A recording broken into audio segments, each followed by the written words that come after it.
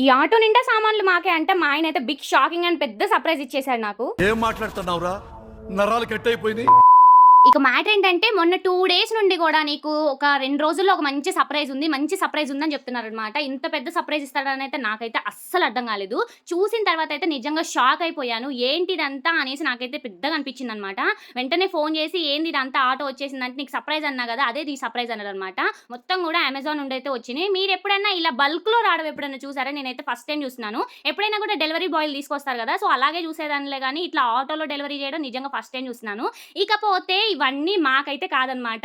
ఇందులో ఓన్లీ ఒకటంటే ఒకటుంది. కానీ అది ఎతకడానికి గంట సేపు పట్టింది. చాలా ప్రొడక్ట్స్ ఉన్నాయన్నమాట. ఏంటా ప్రొడక్ట్ అందులో ఉంటదిగా నేను ఎదుగుతా అంటే ప్రొడక్ట్ అంటే నాకైతే చెప్పట్లేదు. అది నీకు సర్ప్రైజ్ అది చెప్తే ఎట్లా అంటుండు. సో చాలా సేపు ఎతికిన తర్వాత మాదైతే కనిపించింది. ఫైనల్లీ ఇందులో జరిగిన జోక్ ఏంటంటే అంత సర్ప్రైజ్ అని అంత పెద్ద గిఫ్ట్ అని తీరా నా ఫోన్ పేలో నుండే ఫోన్ పే చేశాను అనమాట డబ్బులు. నేను వచ్చాక ఇస్తలే ఇప్పుడు నేను బిజీగా ఉన్నా తొందరగా కొట్టేసి మళ్ళీ ఆయన వెళ్ళిపోతాడు అని చెప్పేసరికి నేనే కొట్టా. ఏం చేద్దాం ఇక కొట్టేసిన అనమాట. సో ఫైనల్లీ ఇంటికి వచ్చాకైతే ఖచ్చితంగా వసూలు చేయాలి ఏమంటారు. ఇక ఫైనల్లీ మా ఆయన ఇచ్చిన గిఫ్ట్ అయితే ఇదే అనమాట. నాకైతే ఫుల్ సర్ప్రైజింగ్ ఉంది. అసలు ఈ బుడ్డ బాక్స్ లో ఏముందో నిజంగా నాకైతే అర్థం కాలేదు. మరి మీరు గెస్ చేయండి ఏం గిఫ్ట్ ఇచ్చి ఉంటారు, ఏం గిఫ్ట్ ఇచ్చారు అనేది మీతో పాటు నేను కూడా రేపు వీడియోలో చూపిస్తా.